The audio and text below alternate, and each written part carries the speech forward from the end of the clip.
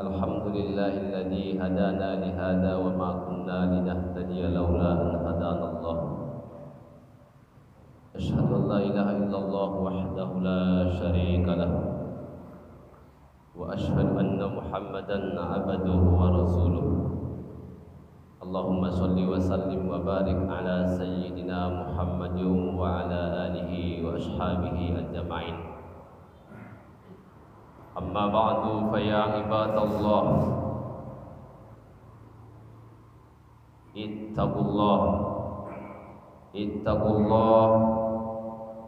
ittaqullah haqqa tuqatih faqad fazal muttaqun.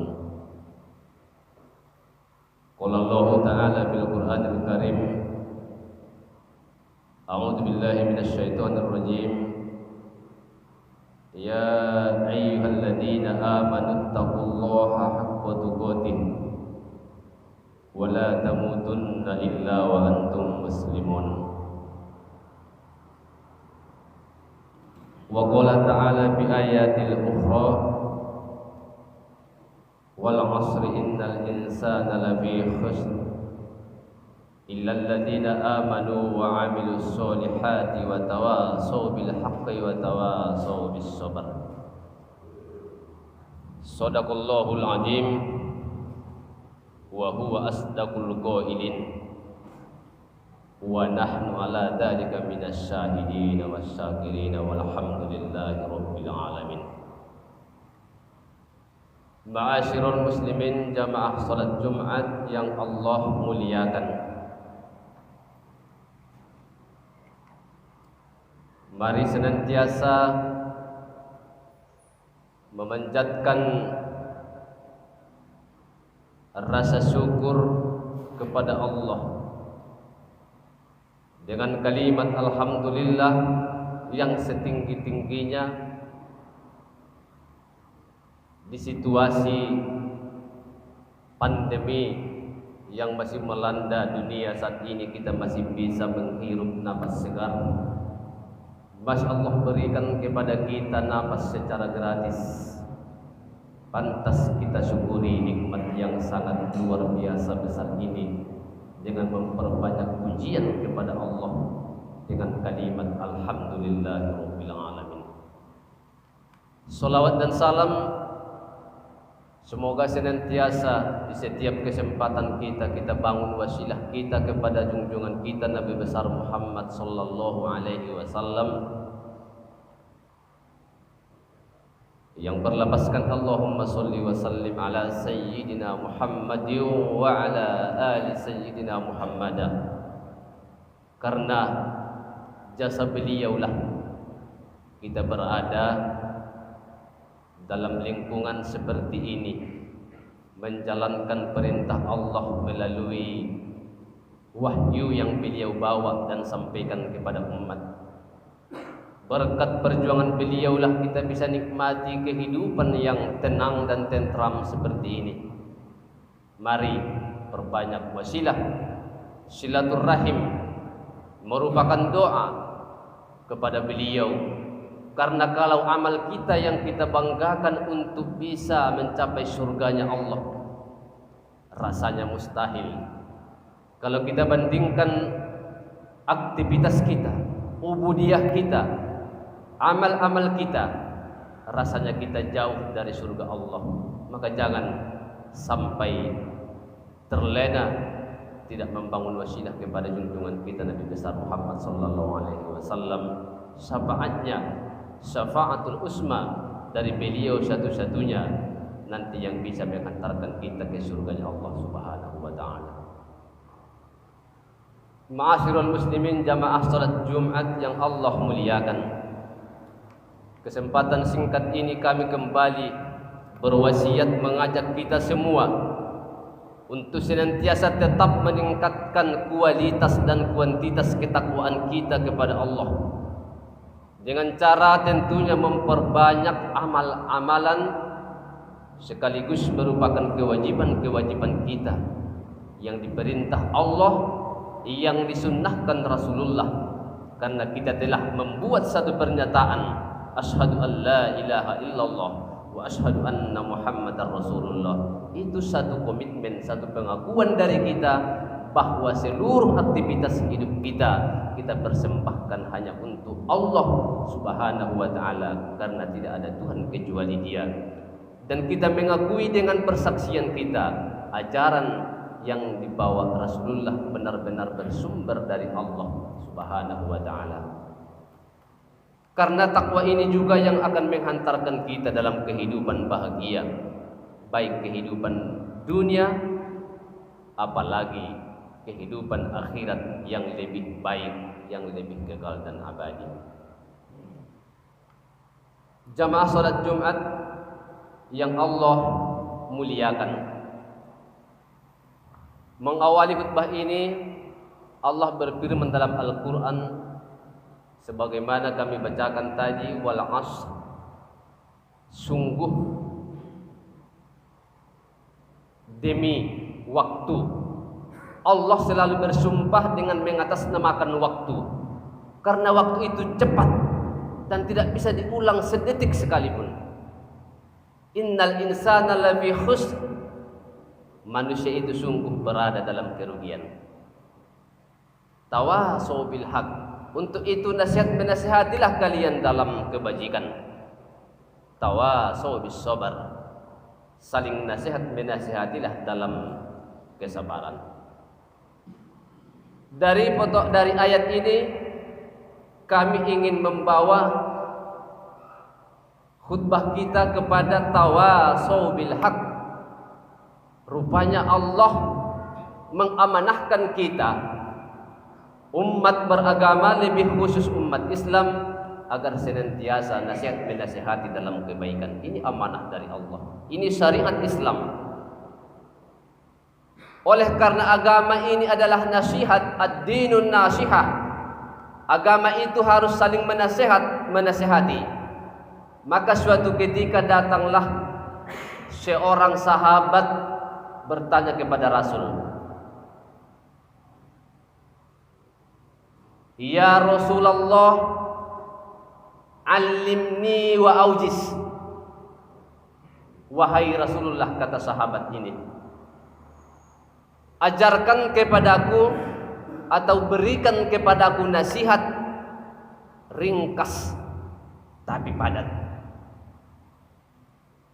Maka Rasulullah pun menjawab dengan memberikan 3 nasihat luar biasa. Yang pertama, kata Nabi kepada laki-laki yang bertanya kepada beliau ini, "Idza kunta fi sholatika fasolli sholata muwaddi'." Nabi memberikan nasihat,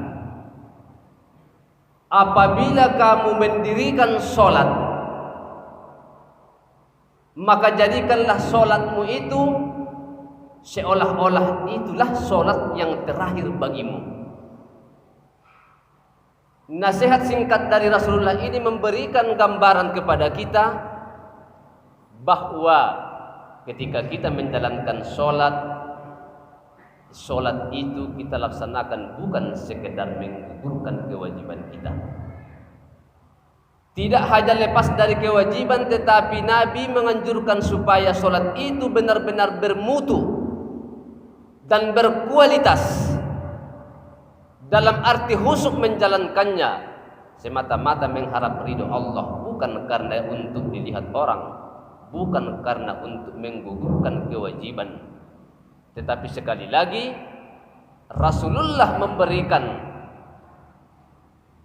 untuk sholat itu dijadikan bermutu dan berkualitas, karena siapa tahu itulah sholatmu yang terakhir. Makanya di dalam sabda Nabi yang lain, Nabi menganjurkan supaya kita berdoa, Allahumma ja'al khaira a'malina akhiruha. Ya Allah, jadikanlah amal kami yang terakhir itulah yang paling baik. Maka kami ingin menyampaikan bahwa sekali lagi ketika kita sholat, mari dengan khusyuk, mari dengan menjalankan syarat dan rukunnya dengan bermutu dan berkualitas, karena siapa tahu itulah sholat terakhirmu. Bukankah kita banyak menyaksikan di zaman sekarang ini betapa banyak saudara kita ketika sedang sholat atau sedang berkhutbah, baru-baru ini di kota Bengkulu, baru-baru ini di daerah Medan sana, ketika sholat langsung Allah cabut nyawanya. Itu merupakan ibadah terakhir baginya. Kita ingin kita dalam beribadah secara bermutu dan berkualitas. Jamaah sholat Jumat yang Allah muliakan, lalu pesan Nabi atau nasihat Nabi yang kedua, yaitu wala takallam bi kalamin ta'tadiru minhu. Janganlah kamu berkata dengan perkataan yang nantinya kamu sesali. Artinya adalah jangan sampai terucap dari lisan kita sebuah perkataan kepada orang lain yang setelah kita lepaskan ucapan itu langsung kita menyesalinya, ingin meminta maaf kepadanya, tetapi lisan sudah keluar, ucapan sudah keluar, belum tentu maaf kita dapatkan dari orang yang tersakiti. Tidak semua perasaan harus kita sampaikan dengan lugas dan gamblang. Tidak semua aspirasi kita sampaikan dengan keras. Boleh beraspirasi, boleh menyampaikan perasaan, tetapi ada kaidah dan aturan, yaitu tidak melanggar atau tidak menyakiti hati orang lain. Apalagi di zaman sekarang ada undang-undang yang apabila kita melanggar atau membuat ucapan atau ujaran kebencian, maka kita akan dikenakan dengan pasal terkait. Baru-baru ini mohon maaf kita melihat saudara kita atau ustadz kita, salah satu ustadz yang luar biasa, dia telah mengucapkan satu ucapan barangkali dikenakan pasal ujaran kebencian, menyakiti orang lain. Jangankan sesama saudara, apalagi dengan agama orang lain, di mana bangsa kita adalah agama atau negara yang multikultural, banyak agama, etnis, bahasa, adat, dan lain sebagainya. Oleh karena itu, jangan sampai lidah kita mengeluarkan perkataan yang nantinya kita sesali. Apalagi perkataan-perkataan yang dibungkus dengan kedengkian, yang dibalut dengan fitnah. Lidah itu memang kecil bentuknya, tetapi besar dampaknya. Oleh karena itu, kita ambil kesimpulan dari hadis Nabi ini merupakan nasihat bagi kita bahwa hati-hatilah dalam berbicara. Jangan sampai membuat luka, jangan sampai menyakiti perasaan orang lain. Jangankan sesama saudara seiman, apalagi dengan orang lain atau agama lain. Ma'asyiral muslimin, yang terakhir yang menjadi nasihat Nabi kepada beliau, bahkan menjadi nasihat bagi kita semua, wa azmi'il ya'sa amma bi aidin nas. Jangan pernah berharap dari tangan-tangan manusia apa yang dia miliki. Jangan pernah meminta apa yang dimiliki orang lain, baik kekuatan secara fawer, baik kekuatan secara material. Tidak boleh, kata Nabi, meminta. Karena ketika nanti kita meminta tidak diberikan orang yang kita banggakan, yang kita harapkan, tentu akan membuat sakit hati itu kepada kita sendiri. Oleh karena itu, Nabi hendak berpesan bahwa memintalah kepada Allah Subhanahu wa taala. Apa yang kita minta ada pada Allah. Oleh karena itu, Nabi hendak menganjurkan, hendak mengiklatkan kepada kita bahwa tempat meminta satu-satunya adalah Allah Subhanahu wa taala, bukan manusia, bukan makhluk lain, tetapi murni hanya Allah Subhanahu wa taala tempat untuk meminta. Ma'asyiral muslimin, jamaah salat Jumat yang Allah muliakan, dalam kesempatan yang singkat ini yang menjadi kesimpulan adalah bahwa sekali lagi yang pertama, mari mantapkan kualitas dan kuantitas ibadah kita kepada Allah Subhanahu wa taala.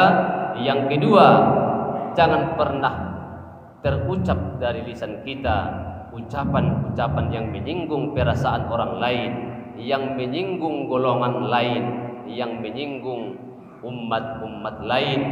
Jadilah menjadi umat yang moderat, tidak terlalu ekstrim berucap dan tidak pula terlalu diam. Artinya ekstrim kanan, ekstrim kiri, tetapi kita harus moderat. Ummatan wasaton, menjadi umat yang benar-benar penengah, berada dalam tengah-tengah. Ketika ada orang yang ekstrim kanan, tarik ke tengah. Ada orang yang ekstrim kiri, tarik ke tengah. Itulah baru Islam moderat, Islam yang rahmatan lil alamin. Dan terakhir, tentunya jangan pernah menyandarkan segala cita-cita dan harapan kepada makhluk, tetapi sandarkan kepada Allah Subhanahu wa taala. Barakallahu li wa lakum bil Qur'anil azim wa nafa'ani wa iyyakum bima fihi minal ayati wa dzikril hakim wa taqabbala minni wa minkum tilawatahu innahu huwas samiul alim. Aqulu qawli hadza wa astaghfirullahal azim li wa lakum wa lisairil mu'minina wal mu'minat wal muslimina wal muslimat fastaghfiruhu innahu huwal ghafurur rahim.